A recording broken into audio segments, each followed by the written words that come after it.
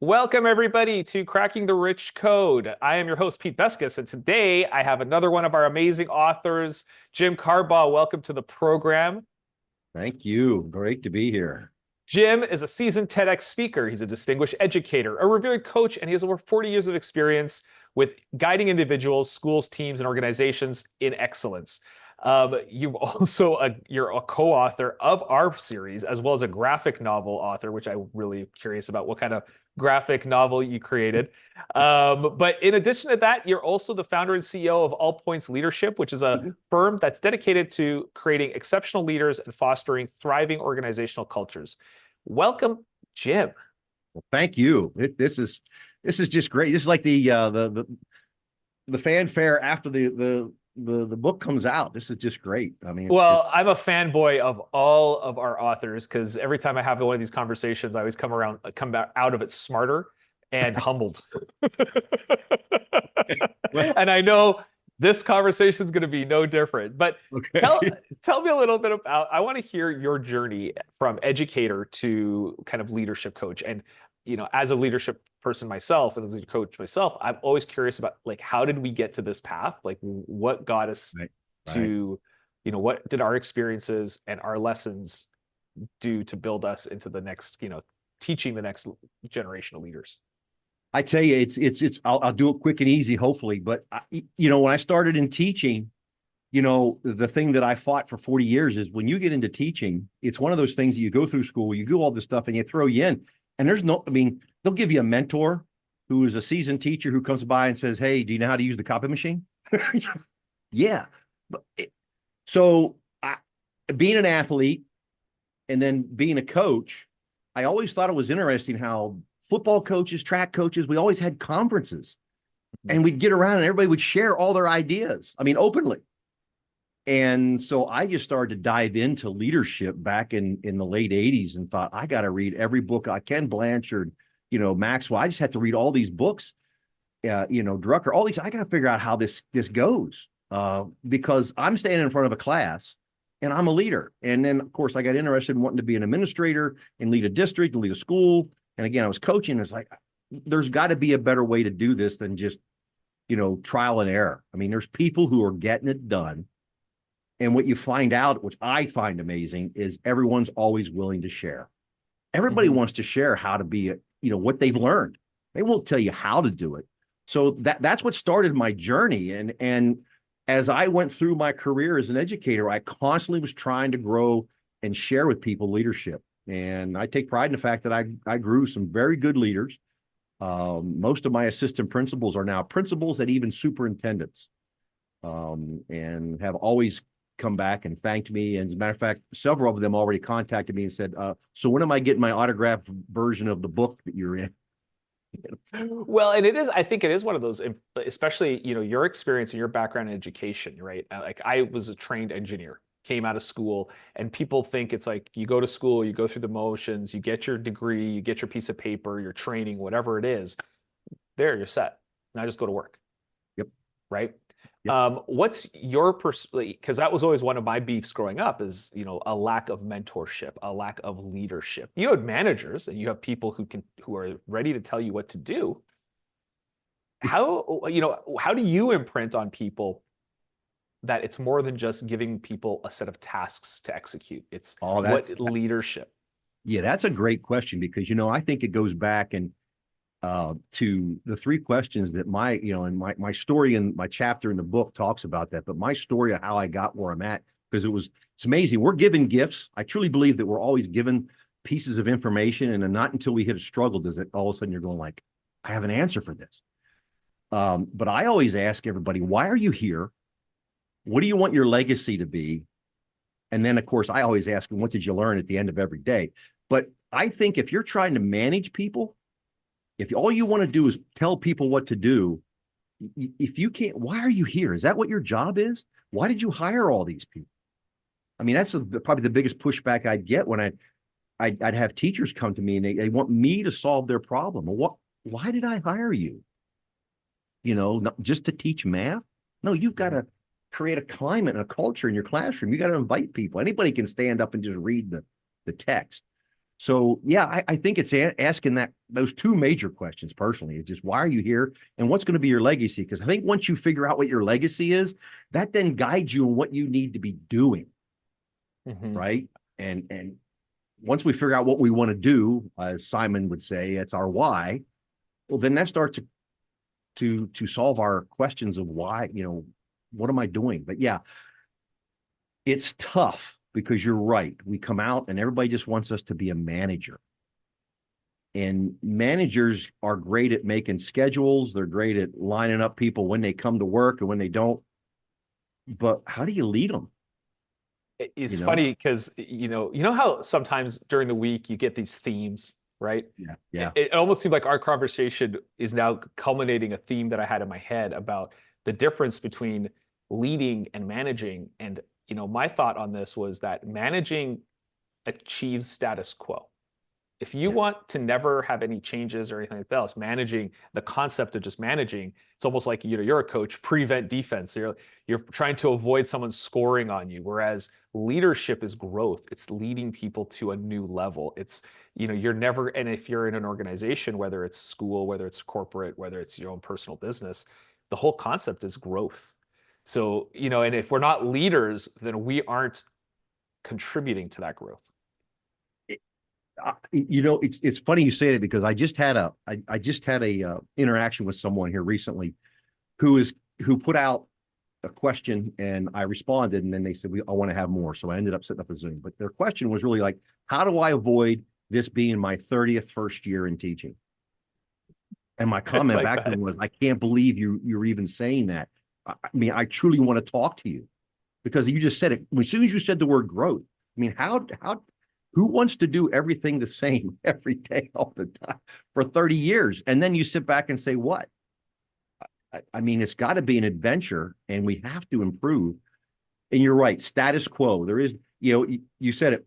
You either play to win or you play not to lose. And if you're playing not to lose, that's status quo. Mhm, mhm. You got to So, play to win. You may not, but you got to play to win. You got to put your cards on the table. so one of the things that you espouse in your teachings is the learn principle, Mhm. LEARN. And I know that that was one of the key components of your TED Talk, really great TED Talk. So those of you who you aren't familiar with Jim, go look up his TED Talk from 2023. Really great. And he goes through this learn principles. Now, how does this learn principles, and I know that you've applied that to your chapter in your book as well. It's like one of your teaching tenets. Can you walk me through that?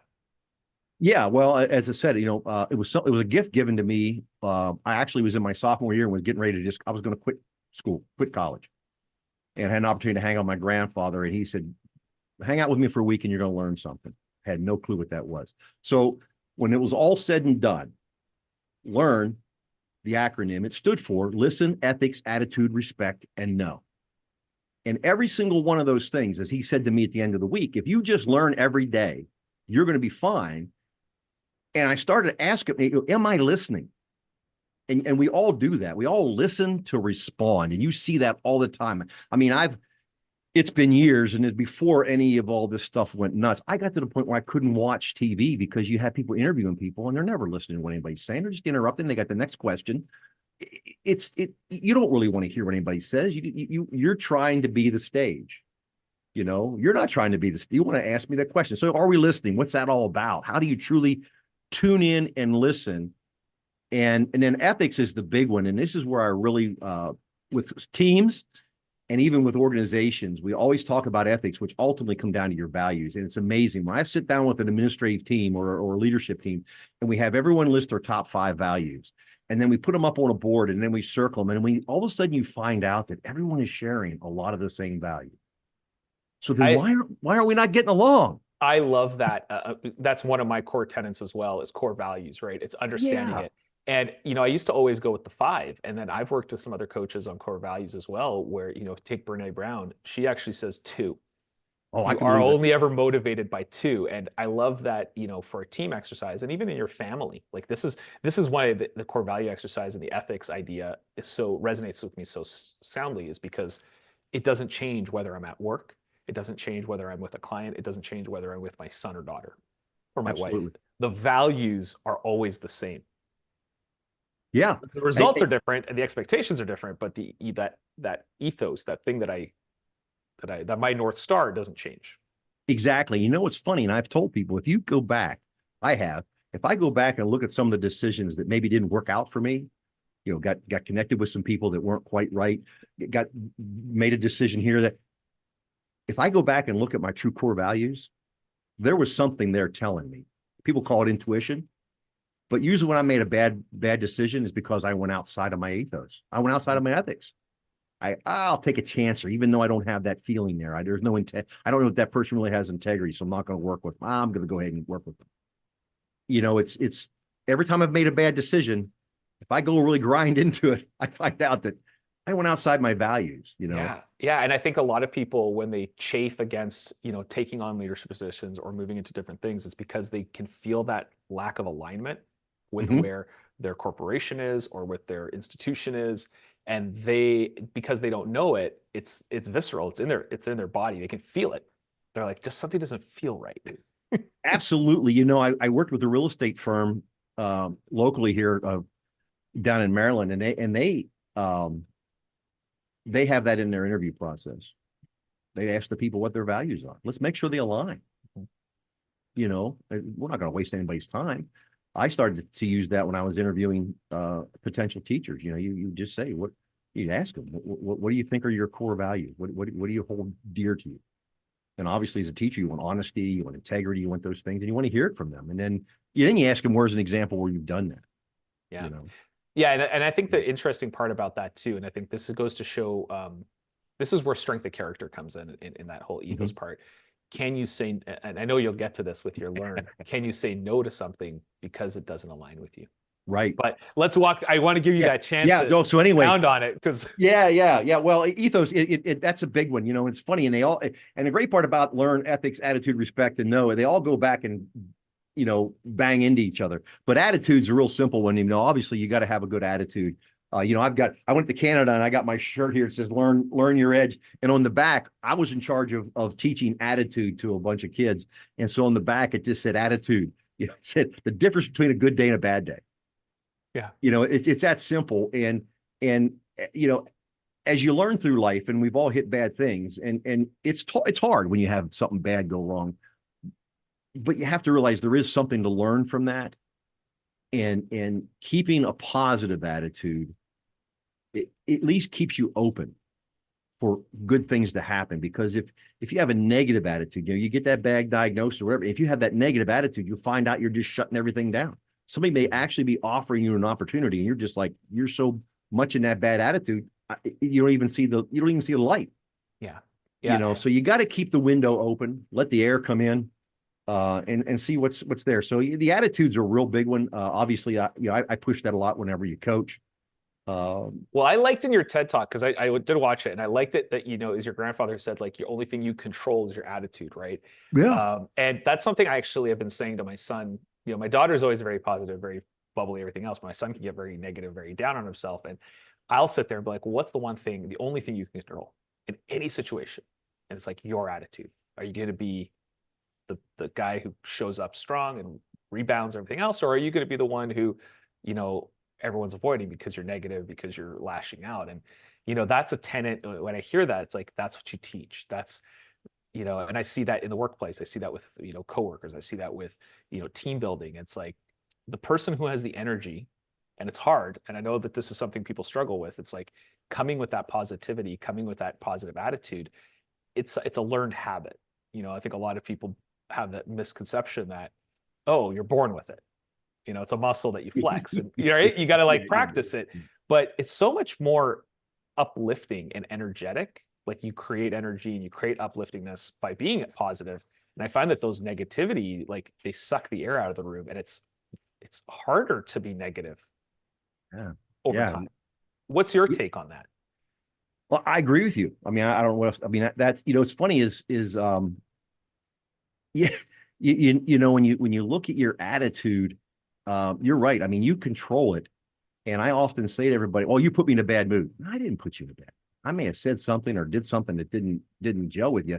And that's the first thing I will tell people. You're allowed to be in a bad attitude, acknowledge it, but then ask yourself, how do I get out of this? There's nothing wrong. You know, he just had a car crash. Oh man, this is not, and I just banged into a tree. This is not good. I'm not happy. I know I'm going to have to go through all this. Now I got to get positive. Gee, okay, well, I'm not hurt. The airbag didn't deploy. I mean, no, I'm going to be able to just get a tow truck.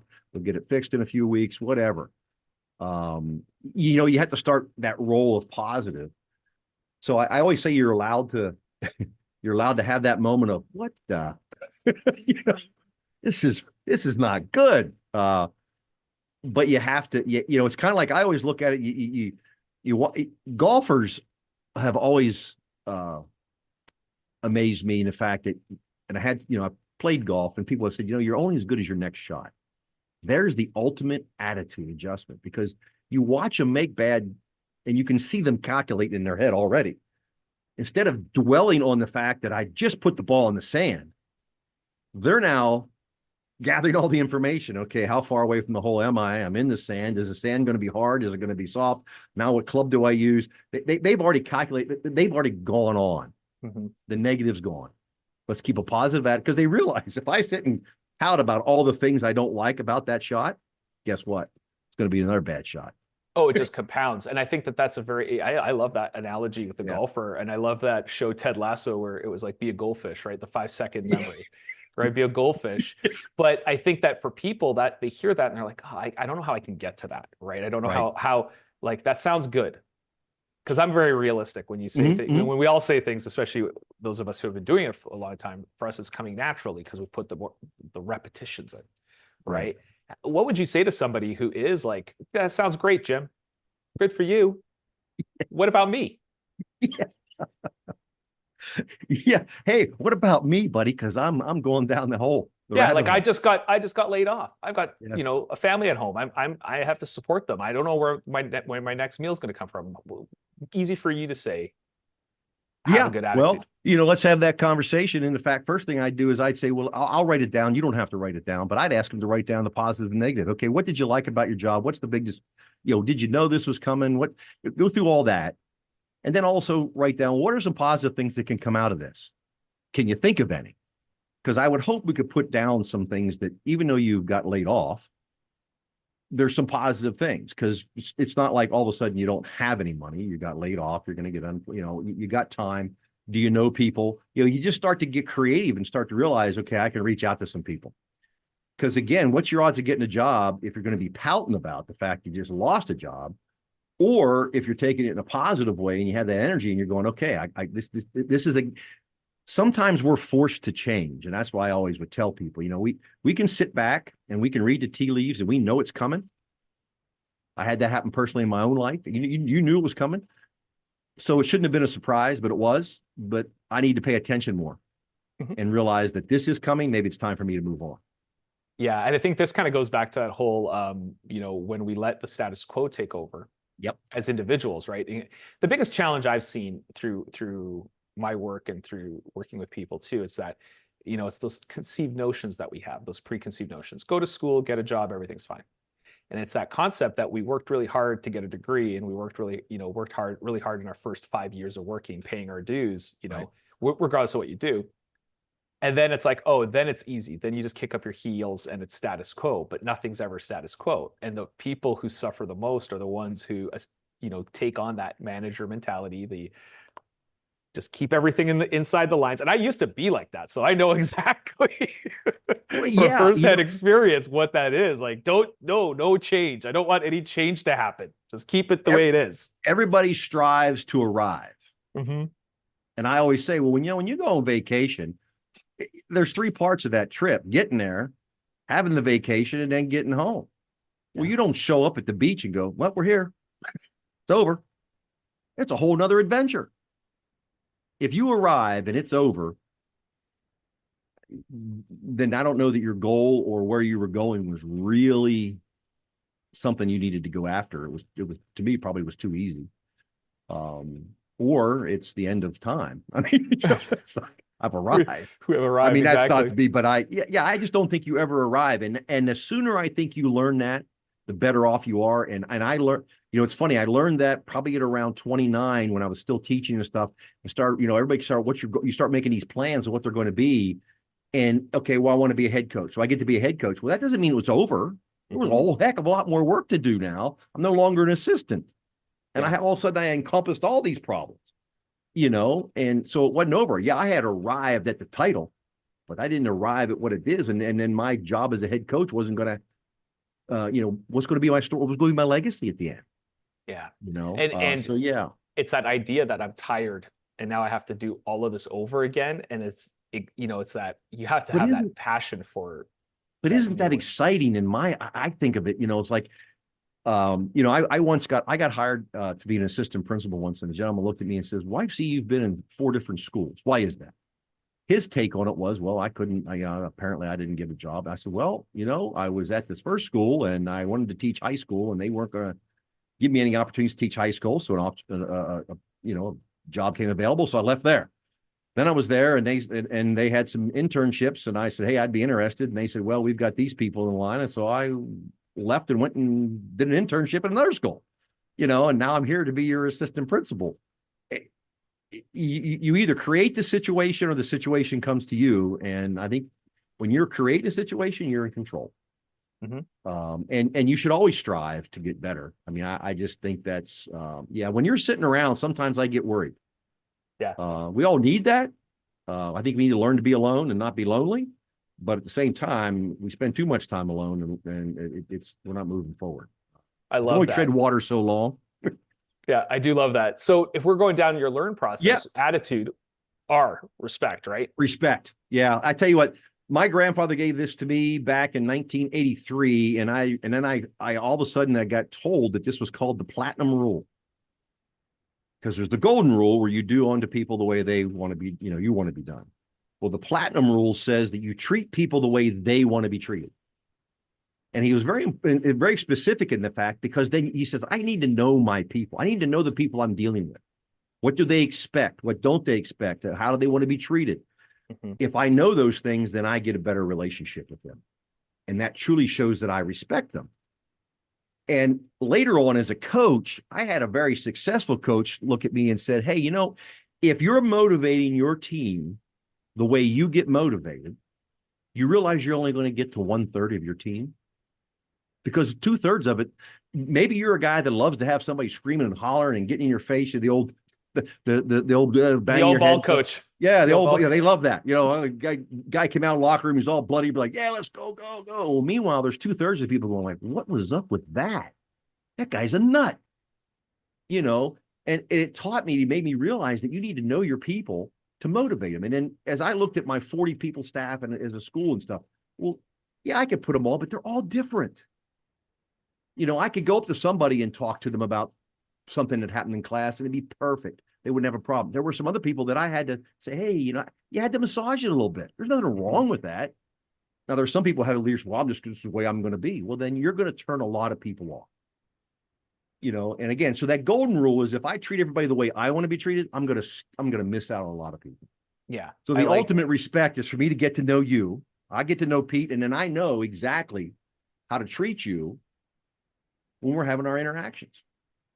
I think that's a really good way to approach that, because again, you're not a true leader and you can't call yourself a leader if you're not willing to change first. And Yeah. I think it's one of those things where respect comes from, maybe like listening all the way through, Right. right? Figuring out what that person's values are too, right? And then also coming with that attitude, like, I'm so willing to listen and so willing to engage, because one thing I've learned through my experience is that my willingness to change and to learn and to adapt and to do the work, it really encourages and empowers the people underneath me and the people beside me to be like, well, he's willing to do it. Who am I not to? Yeah. The last thing you want is a leader who sits there and goes, okay, guys, what is it we need you to do? And everybody comes up with all these ideas, and they look around and go, okay, well, all right, get to it. Well, Well, no, how about you say, hey, okay, well, here's the part I'm playing. Or if this is what you say, and I worked with people like that. I yeah. worked with people who were like, hey, what do we got to do to change? Okay, well, I'm going to appoint. Meanwhile, they went back and did the same thing they've done all their time. And after a while, the gas goes right out of the stride. Like, well, why are we doing this? Is I he really behind actually us? I actually just read an article that made me laugh, because it was about the return to office policies that have been happening post COVID, and how they were saying that the executives levels aren't adhering to the same policies they've implemented for their rank and file Oh, staff.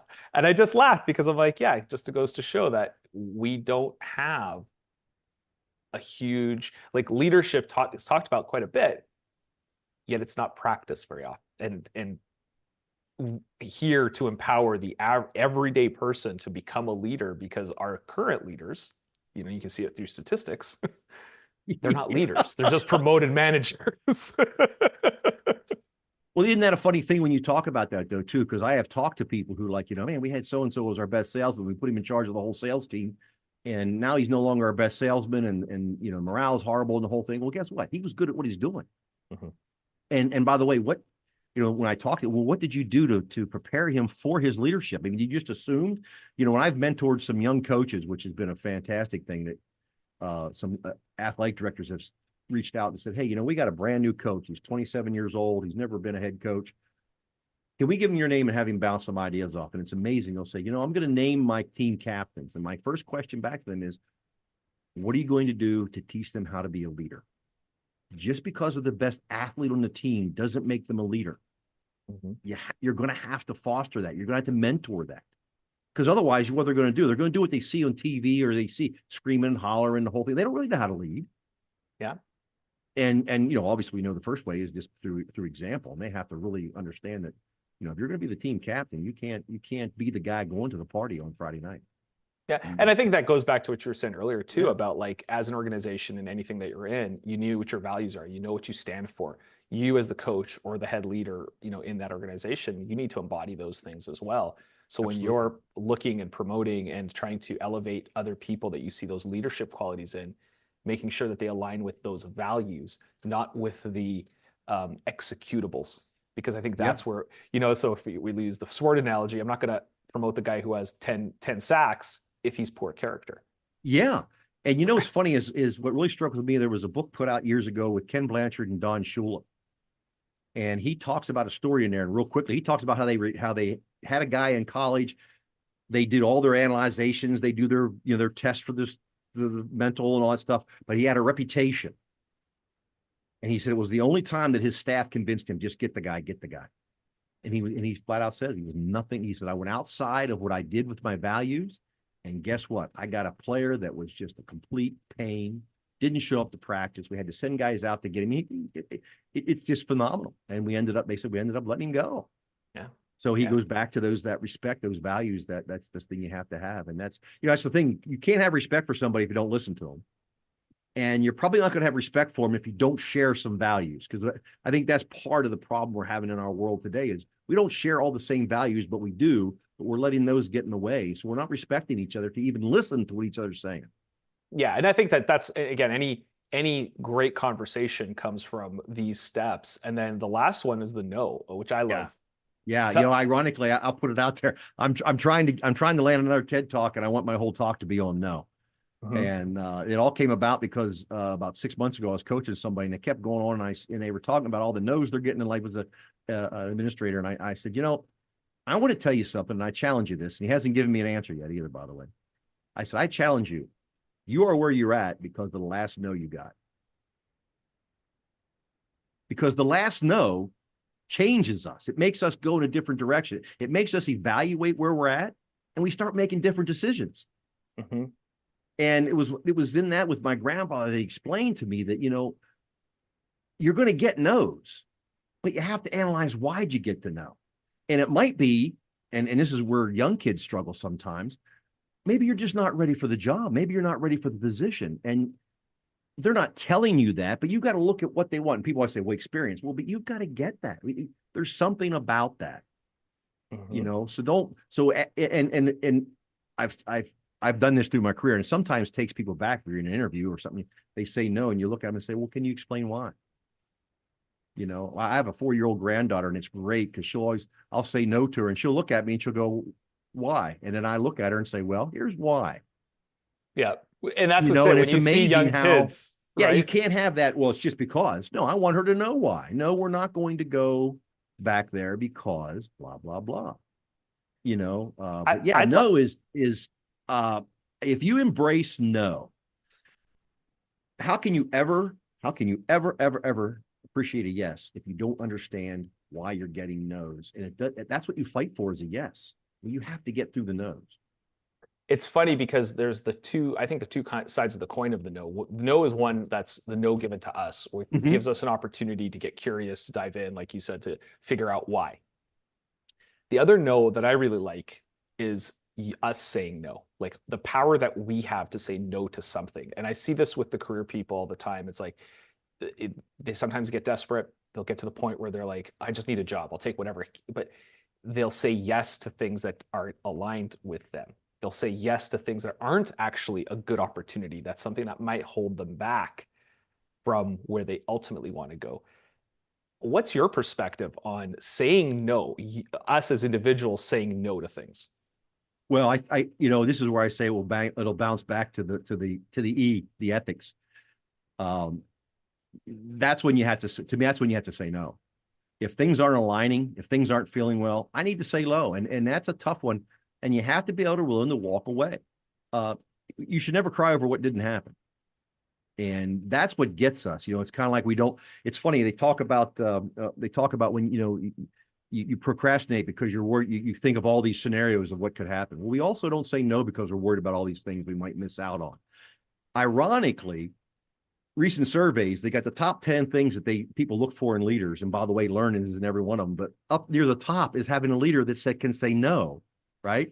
And the other thing is, when you look at no, whether you give it or get it, there's all kinds of emotions and they aren't always the same, but there are two that are the same. If you go out and look the list of like getting to know, what kind of emotions all get bound up, and giving to know, what kind of all emotions get bound up. Disappointment and regret are the two that share. We don't give a no because we don't want to disappoint the person across from us, or we're going to be disappointed. I don't want to give a no to you because, oh man, dude, I might regret it. What if that was an opportunity? So then we're hesitant. That's where we have to be sure in what we want with our ethics and we've listened to the whole. That's where we have to be sure where we're at, because no opportunity is ever worth saying yes to that's going to end up being like, why did I do this? Yeah. Because what we don't realize is how much time did we spend when we didn't say that no. Yeah. I have You a talk friend about who that. says, Take a job that's not meant for you, and you spend 6 months at it, and now you're trying to find a job you want, and now you got to explain to everybody why you're leaving because this place is really not good for me. yeah, exactly. Or the opportunities that you're missing because you're not waiting or being, true to that, to your ethos. It's hard to say no, but you've got to find a way. And I always say, journaling's big and huge. When you make those big decisions, people always say that, write down the positive, write down the negatives, but then I always say to everybody, you got to write down, what did you hear about what you're getting ready to say no to or say yes to? Does it align with you? How's it make you feel?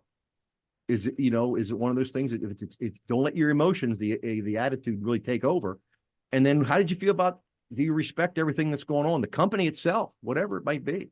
Yeah. I love the line a friend gave to me, which was, if it's not a hell yes, it's a hell no. Yeah. Yeah. I mean, there's just, yeah. And it's like I said, I still haven't gotten the answer. I guarantee you that the decision you made is the last thing you did was got to know, because it forced you to figure out where you need to be. Well, So we have to embrace that. But yeah, saying no, and having a reason is really big for me, I think. It's I turned down a job once, and I actually ended up having the superintendent of the school call me and want to know why. And I really hedged around not to tell him. I said, I don't want the job. And I finally just told him. And to be quite honest with you, Pete, it went back to, as I sat in the room and interviewed for the final interview, there was a lot of things just not lining up that were in my character. And there were just warning signals everywhere. And when I walked out of the room, I remember getting on the cell phone and calling my wife, and she said, how'd it go? How'd it go? I said, well, I think they're going to offer me the job, but I don't want it. Yep. It's either a hell yes or a hell no, right? Yeah, exactly. So, and that was hard. He was like, well, I'm sorry, I'm not taking it. Yeah. And I think that's something that a lot of people, really, when we're looking at opportunities and we're looking at growth and we're looking at the next step, right? The power that we all have as individuals to stay and choose and say, no, this isn't right for me. And it's okay. Right. And giving And yourself, don't hurry. because, yeah, well, don't because there's hurry. the rush. There's a lot of people who want to climb. I hate it when I shouldn't say, hey, I don't say, but it really burns me sometimes. And I don't respond. But if I see on LinkedIn or I see on Twitter or I see Instagram somewhere where someone puts down, well, by the age of 25, if you haven't done these things, or the age of 30, take a break. Yeah. Well, what those people don't understand as we get older is that there are cycles, and there are Yeah. cycles when you're up, and there are cycles when you're down, and there are cycles when you're healthy, and there's cycles when you're not. And those cycles could hit you early on in life or later on in life, and That's a very you good don't point. control any of that. That, What do we that is control? The A. That's what we control. exactly. But no, you're right. I mean, that's and you want to, it's the old thing, right? You want to really tick off your opponent. Just have that positive attitude, and they tell you no.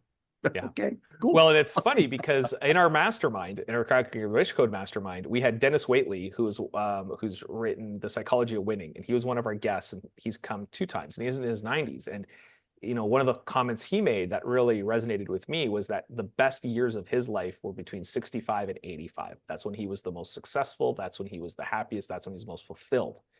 And I think there are a lot of people out there, whether they're 30, 40, 50, at these milestones, looking back at themselves and beating themselves up because they haven't achieved some perceived success. Right. But then when I hear somebody who's still at 91, 92, very vibrant, very contributing, dealing with being 90, and yet saying the best times of his life were between 65 and 85, like that's a positive message that I can hold to. Well, let's face it too. You look at the big A in the middle. It's already been proven medically. If you have bad attitude, and all that, it just releases all kinds of stuff, and it wears you down. Yeah. I mean, Yeah. you cannot be Eeyore. It just doesn't happen. You don't last that long. And no one wants to be around Eeyore. Let's be honest. Like that clears a room faster than anything else, right? That's yeah. You don't want to be the, oh my goodness, did they invite him? yeah. Nobody. Yeah. Everyone wants to avoid Eeyore, but there are a lot of Eeyores out there. So just so it's the one where you were afraid to go. Like it'd be afraid, like, hey Pete, what's up? Because oh my goodness, I asked that question.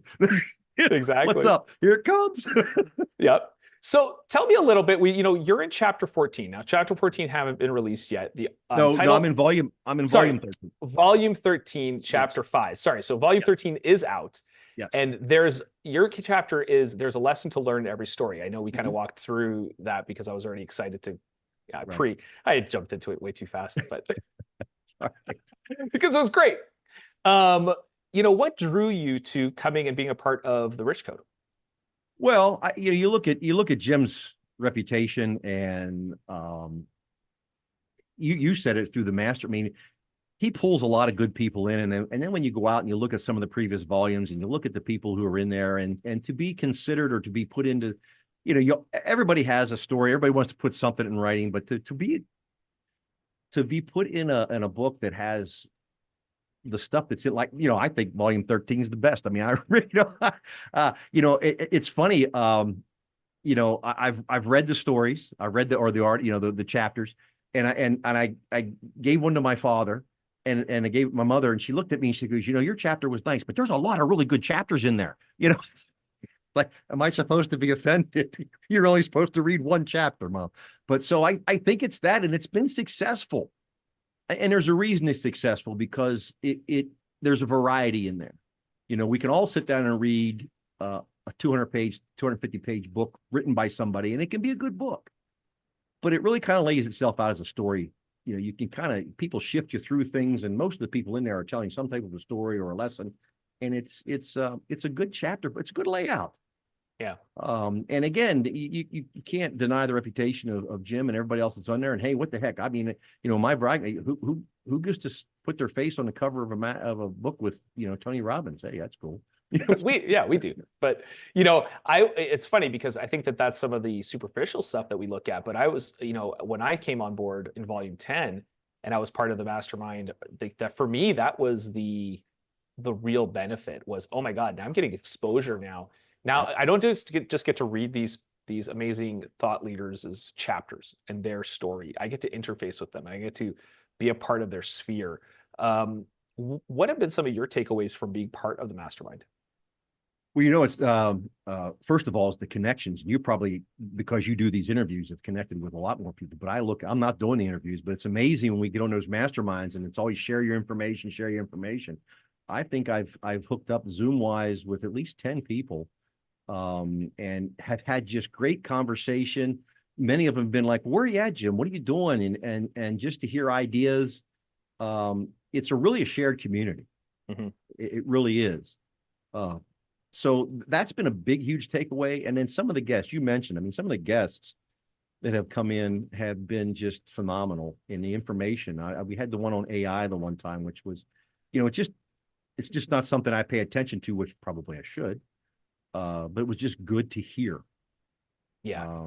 And where else do you get that? I mean, where else do you get that unless you, again, you join some leadership team or something, and they have mastermind. So yeah, I mean, it,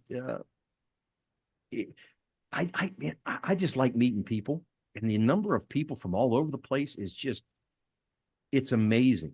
It really is. And I've gotten more joy out of when we connect, like the 10 people we connect. It was more, it's not a, what can I meet them so they can get something done? It's just, I want to know more about them.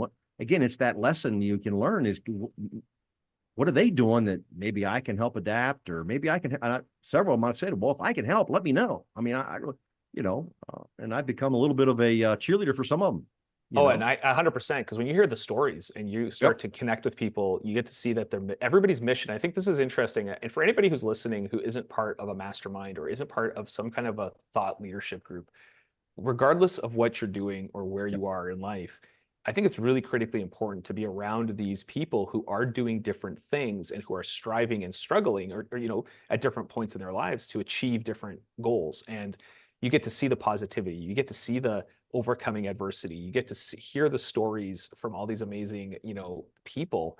And I find myself very fortunate to be included in this group of you know friends, collaborators, peers. Like it's just all amazing.